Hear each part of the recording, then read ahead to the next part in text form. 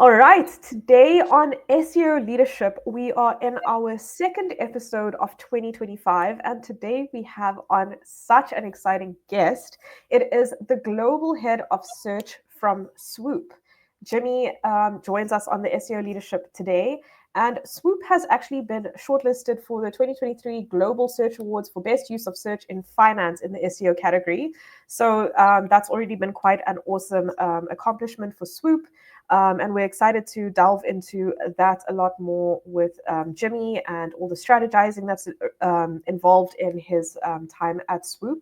Along with this feed, Jimmy has also gathered some experience as the global SEO manager at PhD. He was consulting for Volkswagen for 115 plus markets worldwide. He was also an SEO lead and an SEO manager at Research Tree and Nobly POS, which was acquired by Revolut. So yeah, there's quite a awesome long line of experience over there. Jimmy, we appreciate you so much for coming on. And yeah, how are you keeping today? Very well, thank you. Yeah, thanks for having me on. It's good to be here. Awesome. Jimmy, can we just get started with just a little backstory on how you got into SEO? Can you take us through a few of your roles and how you got into the current role that you are at with Swoop at the moment? Sure. Yeah, SEO is my bread and butter. It's been my background for a decade now. I think like most people in SEO, you don't go to university to study SEO. You don't find out about SEO through a normal route. You kind of fall into it. So that's definitely the case for me. I studied international business. I knew I would kind of end up in a marketing or business type role. And I was always kind of fond of copywriting. I studied English a little bit as well. So I started writing for publications. Naturally, you want to try and get your content distributed as fast and as to as many people as possible. And as SEO kind of became the natural route to that. So yeah, my background is definitely in content, sort of progressed into SEO, and then have since progressed into a more generalist role. So yeah, definitely not a linear path to where I am today. I feel like most people who work in SEO cut their teeth in an agency environment and then probably move into in-house. I kind of did that. I flipped that on its head. I was always fond of startups and wanted to get into that sort of scrappy environment and have a real impact from day one. So I actually started out in startups and sort of grew my knowledge there.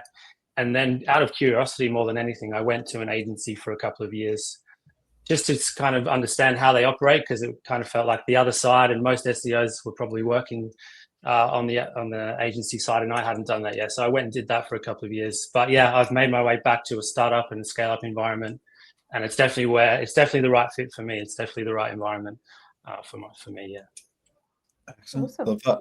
And Jimmy, you mentioned there obviously you started in the content side of things and then made that switch to more sort of like a generalist role.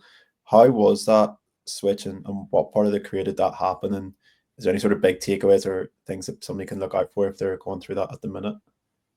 I think the kicker for me was kind of coming across a tool like SEMrush really early on in my career, and it just felt like a really powerful tool. It's like for like £100 a month, you can be opened up to just like an endless stream of relevant data. So yeah, if you are guessing in a content role and you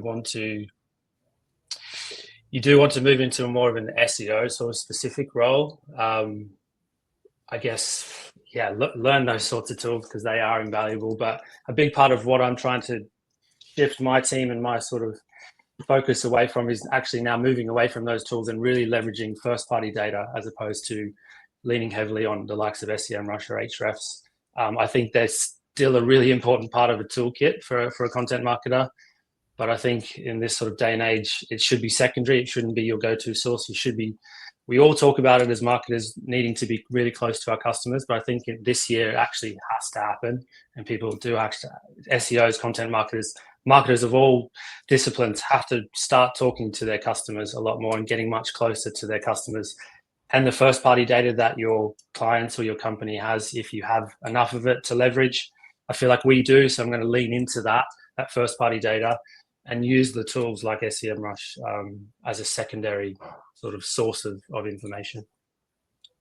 I love that. Awesome. And just out of curiosity, Jimmy, just on that side, I'm sure I have something lined up. Did that take any sort of buy-in from sort of stakeholders, anything like that, to go down that route, or is that something that sort of full trust in you to go ahead and execute on?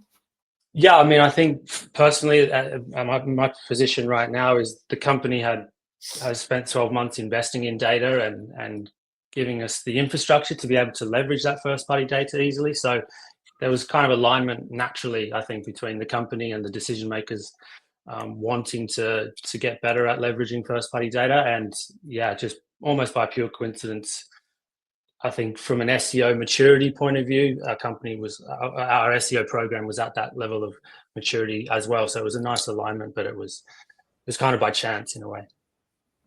Brilliant. Awesome. I wanted to touch on the fact that you had flipped it on its head in terms of career progression and how you moved from startups to an agency.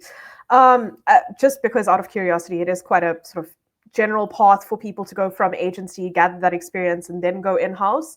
How was the experience for you? And do you have any advice to SEOs that are maybe looking to start their journey and consider agency versus in-house as a first sort of stepping stone?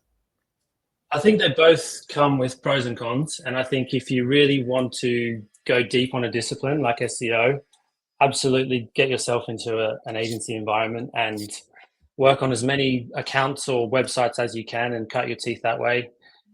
The downside of that is I don't think you get exposed to enough of the commercial side. So you're not close to the revenue. You're not close to the P&L. You're not talking about revenue as much as you would be if you're in a startup environment where in many cases companies are living hand to mouth, month to month, quarter to quarter.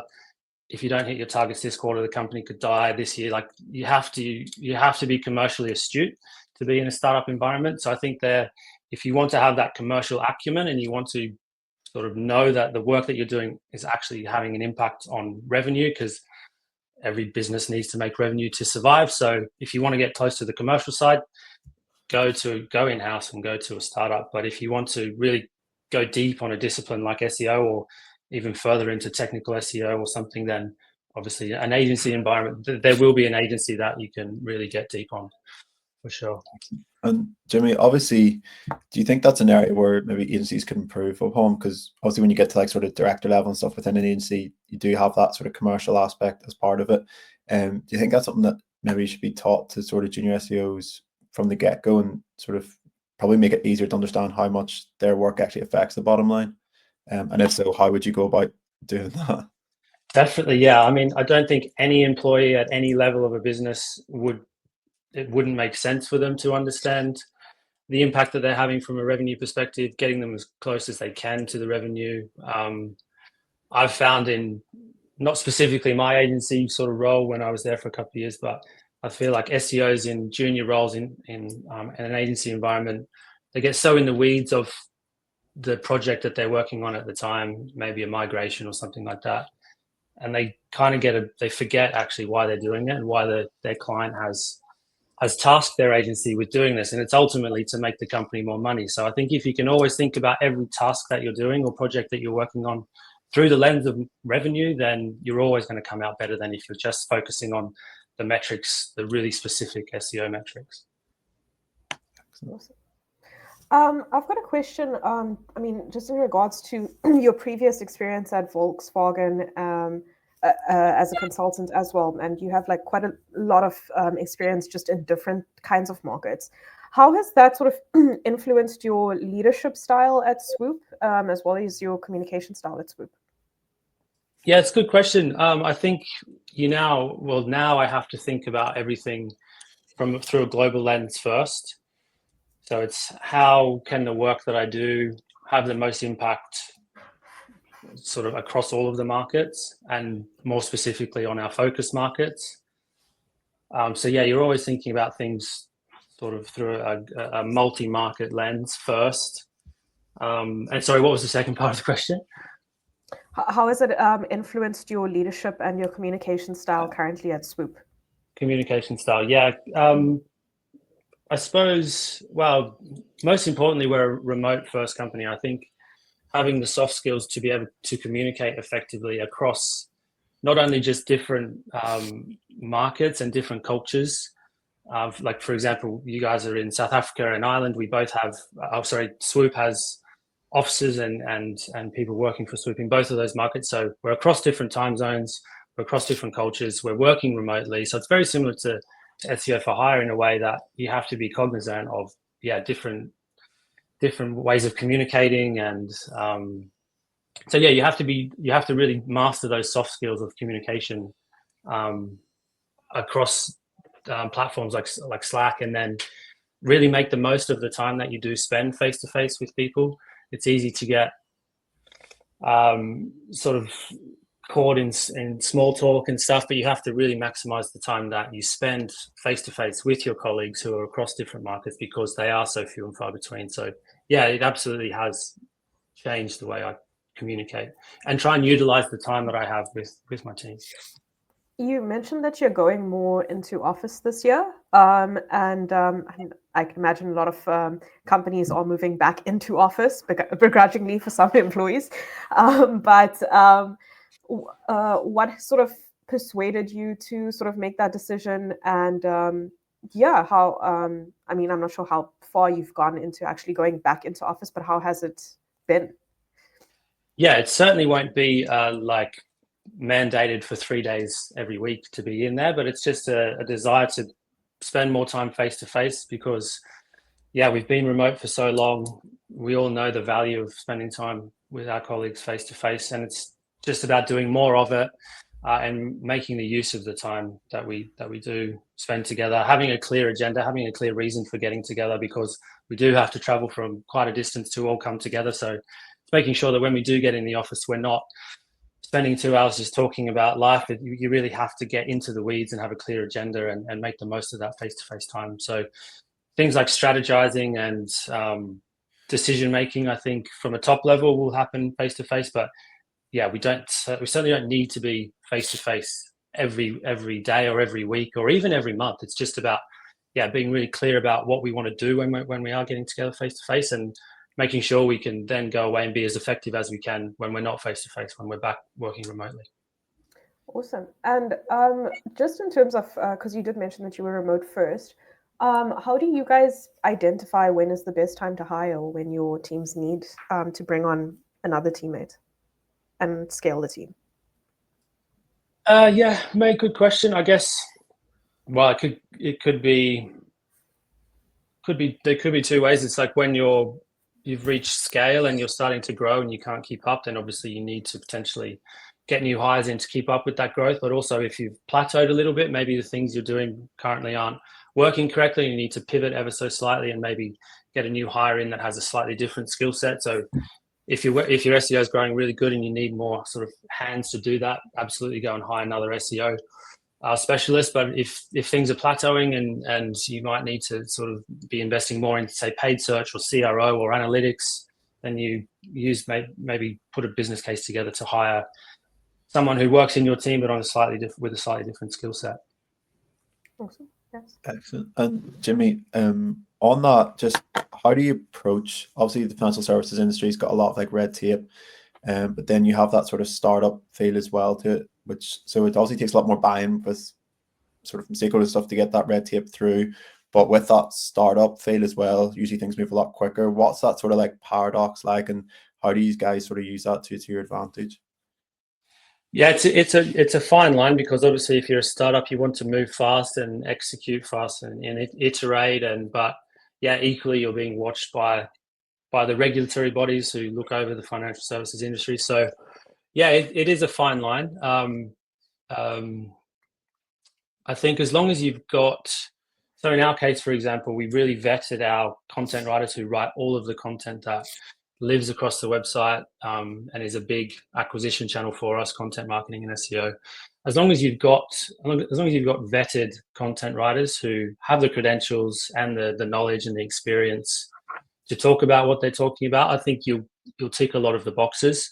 If you're just getting writers who have might be great writers but don't have any experience in financial services in this case, then that's going to be, it could come back to bite you in the long run. So just be really cautious and careful about who you get to actually write the copy for your website. Excellent. And on that, about hiring as well, how do you have sort of a plan in for the future? Obviously, Shrey mentioned about scaling and stuff like that and adding to the team. When does that sort of scale actually sort of become a disadvantage and you can no longer move at sort of a faster pace because, you know, there's more bodies in the way and sort of a more tiered structure then? Yeah, it's a tricky one because there will be a time where you need more people on your team, but yeah, equally, it's if you add 2 or 3 people to your team, it doesn't mean it's 2 or 3 times more work. It's actually exponentially more work because you've then got team dynamics to think about and managing the team as opposed to the individuals. So I think keeping it as lean as possible is the best way to do it. So hire well, but don't hire as many, I think is my mantra. When you do go out to hire, make sure you know really clearly what the hire, what you need from that hire. Vet them for those needs. Make sure you're paying them correctly. And I think, yeah, it might cost you a little bit more up front, but in the long run, it's going to pay off. So I'm all about quality over quantity this year in everything that we do, the content, the hiring, everything. So yeah, that's kind of how I would approach it: is keep it as lean as possible, but make sure you're hiring the right people and being really clear about what you want and getting a quality hire. Love it. Awesome, very interesting. I wanted to ask, as you did start off with Swoop as an SEO lead and then internally be promoted into a head of SEO role, generally you know, like parts of progression, sometimes people move jobs or move companies to progress in a career. How was progressing internally for you? And yeah, do you have any advice to SEOs that are looking to or are in that process of being promoted internally? Yeah, I mean, I guess I'm really bought into the vision of the company, and I think they have product market fit. I think they're really solving a need that exists in the market. So I was happy to sort of be promoted internally as much as I could because I'm really bought into the vision of the company. So yeah, I mean, if you are thinking about moving roles or maybe thinking about if you're sort of on the cusp of getting a promotion, think about, because I think it's easy to get caught up in like our careers go forever, but really they don't. And each stage of your career is just as important as the other. So early on in my career, I was like, it doesn't really matter too much where I am as long as I'm sort of getting the skills that I need and I'm sort of generally going where I'd like to go. That was kind of good enough. If I had my time again, I probably would be really clear about what I want from a role, what I want from an employer, from a company. Am I bought into this? Do I really want to be here? If not, maybe think about moving, because there is each stage of your career is really important. And I think it's easy to discount that fact when you are younger or earlier on in your career. And Awesome. Jimmy, obviously you mentioned that you've been bought in from the vision and stuff like that. As the head off now, how do you sort of ensure that you can try as much as possible to get that sort of buy-in from sort of junior members as well? Yeah, good question. I think it comes back to that hiring process and really being really clear about what you want from someone when you hire them, and making sure you're vetting them for those needs. So if there's plenty of great SEOs out there, but they're not necessarily going to be the right culture fit. They might not be the right fit for your team specifically, whatever it might be. So those things are just as important as the hard skills, the soft skills, making sure that you're hiring for people who you want to work with and want to be around every day, because we spend a lot of time with people we work with, as we all know. Yeah, vetting them for their soft skills, their personality, their culture fit, as well as obviously their hard skills and the skills required for that specific role. I think almost the soft skills are more important, and the culture fit and the relationship that you have with someone is just as important, if not more important, than the skills they might have for that role. Excellent. Awesome. I actually just building off of that question. Are there any particular skills that you're looking for in 2025? If you're for SEOs that are looking to sort of stand out in the job application processes, are there any sort of things that you would advise them to focus on?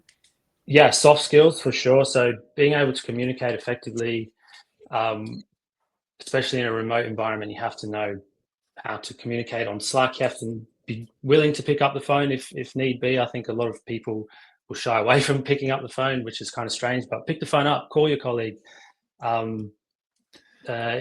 Make sure you're replying to, like, just being kind of, we all know what we need to do in our jobs, and just making sure we're actually doing them. So get those soft skills nailed, especially communication. And then for me, it's anybody who is kind of interested or tinkering with any sort of AI would be a really big tick in my box. So someone who is sort of bullish on AI and knows that it's going to be something that we're all going to have to be thinking about even more this year, even more than we did last year. So someone who understands how an LLM works, understand what an AI agent is, and how we might be able to in the future use these things, how we can streamline our workflows using AI of all sorts.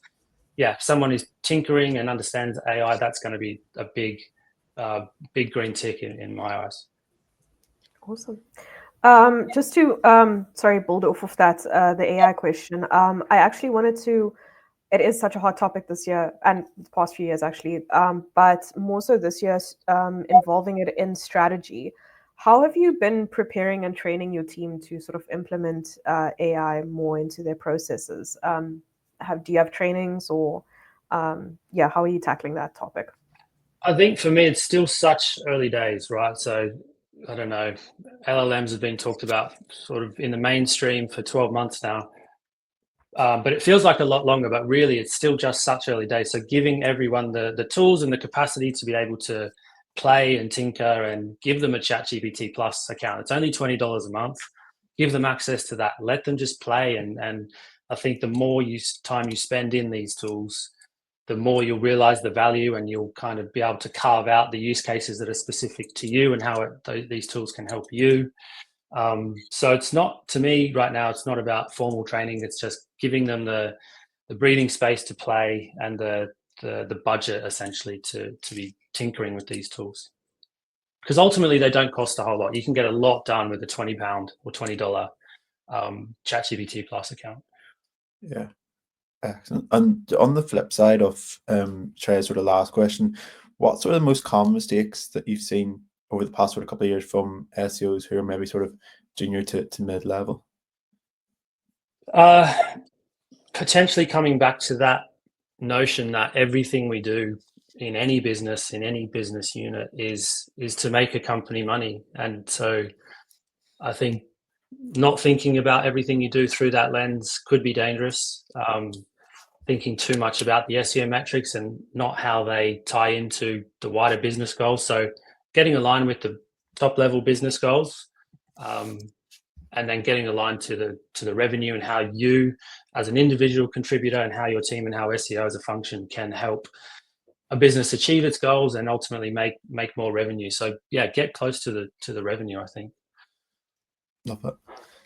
Awesome. I wanted to sort of move into the niche part of Swoop at the moment. I love asking questions in regards to this.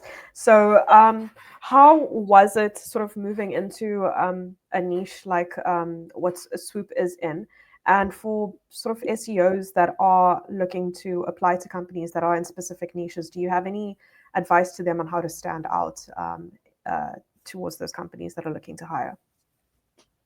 Yeah, I mean, it helps if you have a general interest in the topic already. So personally, you'll never find me working for like a gambling or a online casino type role, because it's just not what I'm into. But I have an interest in fintech and financial services, and how technology can help us all of our lives, our financial lives, better from a business and a personal point of view. So I have a natural interest in that. So I think it helps if you're gravitating towards businesses that naturally align with things that you're interested in, and maybe your values as well. So again, every stage of your career is as important as the other. So maybe don't take a job that just for the sake of taking a job. Find one that you think is aligned with your values and aligned with where your career wants to be in the future. Yeah. 100%. We had a head of SEO from Crocs come on and talk about how the company culture at Crocs was amazing. So yeah, I bet it 100% is. back I that. bet it is. Yeah. The free Crocs and discounts and everything. I wanted to also just touch on the recognition that you guys got at the Global Search Awards. If my math is correct, you were at Swoop for 1 year at that time. Yeah, probably a little bit longer, but yeah, not far off. Yeah. What was it like sort of leading up to that moment, and how did you manage sort of the team dynamics and the strategies at that point, and how did sort of the recognition at the Global Search Awards impact that team dynamic that you guys had? Well, I think before we sort of entered, by the way, we didn't win, we just got shortlisted. We didn't win, which would have been nice, but I think before we entered, we knew we had a good chance of at least being shortlisted. I think it was a little bit of, well, there's a desire, there's product market fit, there's a real desire in the market for the product and the service that we offer. Post-COVID, businesses were looking for funding, so we were able to help facilitate that. And then it was really leveraging that need post-COVID for businesses to get money in the door to survive or to grow. So it's how can we really sort of max out that post-COVID period when everything was starting to open up again, businesses were looking to grow. It was really like gearing our strategy towards that specific period that was only ever going to be short-lived. There was only ever going to be, say, a 12-month period post-COVID that where businesses were like sort of looking to grow again. Well, businesses are always looking to grow, but there was a specific period where that was accelerated, I think. So it was making sure our strategy fit that sort of short time frame that existed. There were government schemes for the years after COVID, where getting funding into your business was probably easier than it might be like now. So it was tying our strategy back to sort of everything that was happening at a macro level, and making sure we were maxing out on that particular period. Awesome. Interesting. Two sort of quick short questions. I just coming back to during your consultancy time, what's your process of aligning SEO with broader business goals and objectives in high profile companies? And I think that this question was more so geared towards just coming back to that soft skills and communication skills sort of topic. How do you sort of make sure and align SEO with business? Yeah, understand what the business is ultimately trying to achieve. So in the case of Volkswagen, they were going through a rebrand. They wanted to pivot away from being like a petrol and diesel engine known brand to they wanted to become known as an electric car brand. So that was during their transition phase. So it was, I mean, Volkswagen's too big, but it was understanding like what's the business ultimately trying to achieve. And maybe in a much smaller organization where your client might be much, much smaller, but still a big company, is try and understand what the senior leaders are trying to get done this year or in the next 24 months. And again, align what you're doing back to what they're trying to achieve. So maybe in the case of Volkswagen during that period, it was, I don't know if this is true, but maybe they were willing to take a hit in terms of revenue so they could get this sort of rebrand and this pivot happening. So maybe during that specific period, it was less about revenue, but it was more about brand and public perception of their company. So it's just, yeah, aligning what you do to what ultimately your client or company is trying to achieve. Awesome. Very interesting. Darius, do you want to steal the last question? Yeah, just to finish off, I know I saw on LinkedIn you're recently speaking at sort of International Search Summit, is that right? How much importance do you put on, because I know you were freelancing a couple of years ago as well, on personal brand as an SEO, and is it something that you would look at for candidates who are interviewing with you at the minute as well, or?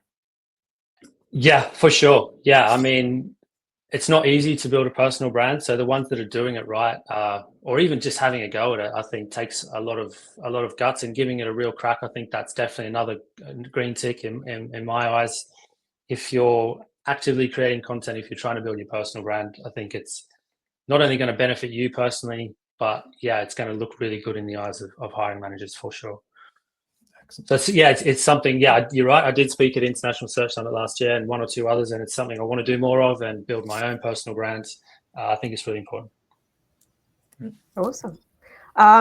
Quick fire sort of question, just because Dara stole my last question. Do you have any what's the sort of word that I'm looking for? But oversight or insight into what is to come for SEO in 2025, and what are your thoughts on the evolution of where SEO is going to be by the end of 2025? Yeah, I think internally we're kind of saying the period between when I started and the end of 24 was like rest in peace. That sort of period is dead. We have to be thinking differently this year. Obviously LLMs, AI overviews. Even today, Google has said that they're going to restrict the scraping of the SERPs. So the likes of SEM and Hrefs, all these tools that we live in, maybe in the future they're going to be less valuable. So that really aligns with what I was thinking for a big part of last year is let's leverage the first party data that we have. Let's tap into like the sales calls. Let's tap into our own database, find content ideas and build our strategy based on our own insights and not insights that are reliant on third party tools. So I think it's going to be much harder this year and moving forward. Our old playbook, I think, has been ripped up. We can't continue to do SEO like we did up to the end of last year even. There's new tools, it's more complex, there's more touch points, there's less attribution. So it's going to be much more difficult. So yeah, don't just think about SEO through the lens of Google, think about it through the likes of TikTok and then the Reddits and the Quoras, and then how can you be appearing in AI overviews? How can you also get your brand mentioned in the LLMs? And there's just so many moving parts. I think it's much more complex than it was even 6 or 12 months ago. So yeah, don't rest on your laurels. Always be tinkering, always be learning, always be curious about new tools and new ways of working. I think you can't just sit back and do SEO like we did up until last year. Interesting. Very exciting. Scary, but exciting. Yeah, Jimmy, that actually we went a little bit over time, but thank you so much for coming on. Yeah, it was a very insightful talk. And yeah, if anyone is interested in giving Jimmy a follow or inviting him to speak at your event, go pop him a message. And yeah, thanks everyone for tuning in. And Jimmy, thanks so much for coming on to chat. Thanks very much. Cheers. Awesome. Have a good weekend.